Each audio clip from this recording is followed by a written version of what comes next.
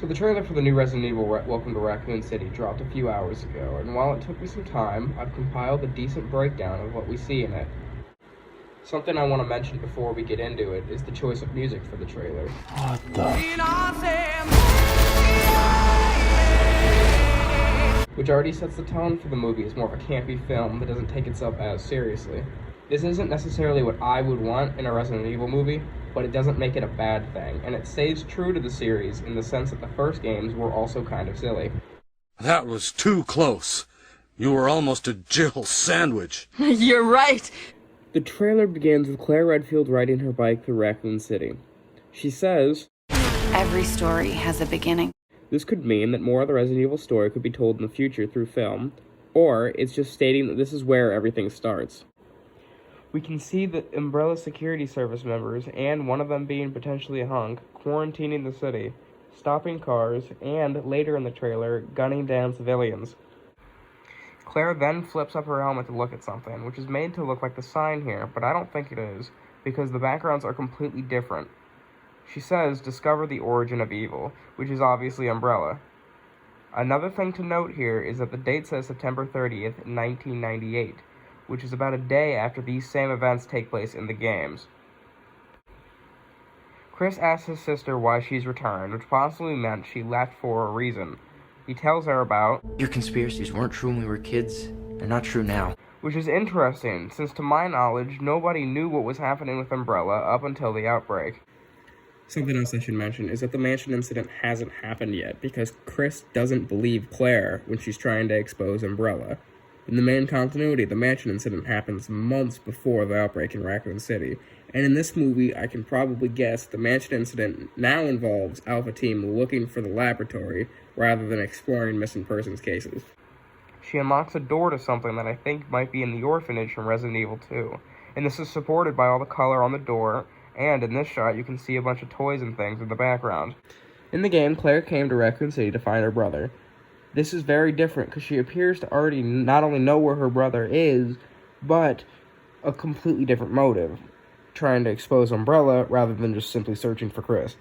I think this woman walking up the stairs here is Annette Birkin, who is the wife of William Birkin, who I will discuss later in the video. Claire takes out a recorded message from a man who turns out to be Ben from Resident Evil 2. In the game, he was trying to expose Umbrella and their connections to the police chief, and was locked up because of it. He seems to be the same character here, except how he knows Claire and where he is now is unclear. Since this is a recording, this might have been recorded some time ago. See, Umbrella, they had an incident. I'm talking Chernobyl, if you know what I mean. I believe he's referring to the outbreak at the lab. With this line, we can also see William Birkin, Jill Valentine, and Albert Wesker, who isn't wearing his shades. Lisa Trevor, who in my opinion is the scariest part of the first Resident Evil's remake,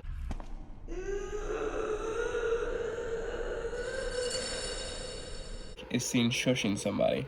This shows that she is different in two ways. In the game, she's much more zombie-like and doesn't seem as aware as she does in the movie. And in the game, she also has real human flesh draped over her face, while in here it just seems like she is a mannequin. The zombies can be seen breaking into the RPD, and we can see what I mentioned earlier about the Umbrella security service gunning down a potentially healthy person. What exactly their role will be in this movie is a little vague as of now, but I can imagine that they'll be just another threat to the main characters, like the zombies. In the game, the truck that explodes in front of the RPD is what separates Leon and Claire for a majority of their journey. Whether or not it does that in the movie is a little unclear. We can then see Chief Iron being stalked by zombie dogs in the RPD's garage, in a scene very similar to that of Resident Evil 2's remake. Irons was a murderer in the games, and the remake kidnapped William Birkin's daughter. Whether or not he'll be an antagonist in the movie is unclear.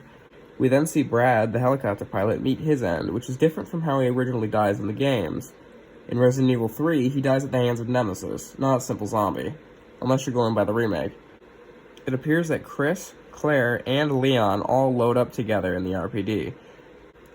In what would originally be the beginning of the first game, Chris and Jill look out of their helicopter at something, which is probably the mansion, so we can easily assume that the mansion incident is about to begin. We can also see the exterior of the house itself, and it makes me really happy to see the Spencer Mansion again, especially in live action. It's my favorite Resident Evil setting, and it's great to see it in a movie. William Birkin here appears to be experimenting on a corpse, and we can also see his daughter Sherry for the first time. Now, William Birkin here is one of the head scientists at Umbrella behind creating all these monsters, and what's interesting is that it appears that they're using the storyline where he injects himself with the G-Virus and becomes a monster himself. We can see what we can assume is one of the Umbrella labs, and what's interesting is we see two things: a file on Lisa Trevor and a reel of film including the Ashford twins, which, long story short, are two mutated individuals that we see in the game Code Veronica. I don't believe that their story will be told in this movie, but possibly another one in the future. We can see the Spencer mansion from the inside, and it appears that Brad's helicopter crashes into the house after he's attacked by zombies. The first zombie scene in Resident Evil is wonderfully recreated here, and it's things like these that make me really excited for the movie. The words "itchy tasty" also are a reference to the first game, originally appearing in a journal entry of somebody turning into a zombie, which is likely what we're seeing here. Chris is in his STARS uniform when he tells Claire that they need to get out of here, meaning he's already come back from the mansion at this point. We get another look at the zombie dog here, and there's a lot of shots of zombies and shooting. Last two things of note here is that we see Birkin after he's mutated. He doesn't look that good CGI-wise, but I like the design, as it stays true to what he looks like in the games. We can also see the liquor, and it looks like they're taken straight out of the Resident Evil 2 remake, which I like a lot. So here's how I think the movie's going to go. Claire is going to go to Chris as the outbreak is starting, blaming Umbrella. Then, STARS are going to go to the mansion and do some investigating. Meanwhile, Leon and Claire are going to find William Birkin's daughter, Sherry, and watch her during the apocalypse.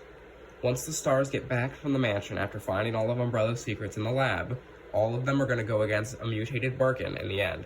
Since this is all happening in one movie, I doubt that a lot of things that happened in the original mansion incident will happen in the movie, like encountering the residents in Plant 42, the giant sharks in the Aqua Ring, and probably the battle against the tyrant in the lab. I doubt any of those will be included to save time. If you feel like there's anything I've missed, let me know in the comments and I'll explain further. Since this video is kind of rushed, I apologize for the changes in my quality. Thank you guys so much for sticking around, and it feels good to be uploading again. I'll see you guys in the next one.